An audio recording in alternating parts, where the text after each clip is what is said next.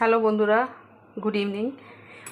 তোমাদের আমি দুপুরবেলা আজকে চানা মশালা রেসিপিটা দিয়েছিলাম। যারা যারা দেখোনি প্লিজ আমার চ্যানেলে গিয়ে দেখে নিও। চানা মশালাটা খুব ভালো হয়েছে, খুব ভালো রেসিপি। আমি বলেছিলাম ভাটুরা করব, তো তখন হয়নি, তখন একটু টাইমে অসুবিধা ছিল। তো ভাটুরাটা আমি ম্যারিনেট মেখে রেখেছিলাম। দেখো ময়দাটা আমি কি দিয়ে মেখেছি। ময়দাটা আমি মেখেছি একটু তেল, নুন, চিনি আর ইস্টটা একটু ভিজিয়ে রাখতে হয় গরম জলে 3 মিনিটের মতো, তারপর একসাথে মেখে রাখতে হয়। এত সুন্দর ফ্লাফি বড় হয়ে উঠেছিল, খুব ভালো লেগেছিল।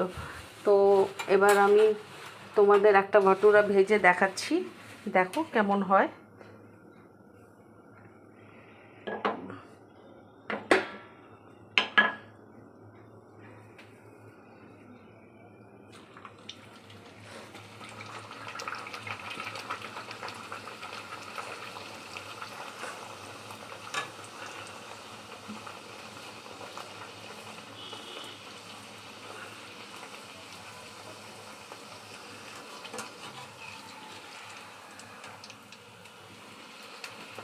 দেখেছো কি সুন্দর ফুলে উঠেছে, লুচির মতো।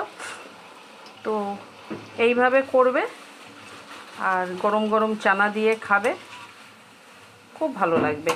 দেখো চানাটাকে আরেকবার দেখিয়ে দিচ্ছি তোমাদের। এই যে দুপুরে করেছিলাম, এই যে চানা আর এই ভাটুরা, এইভাবে খাবে, দেখবে খুব ভালো লাগবে।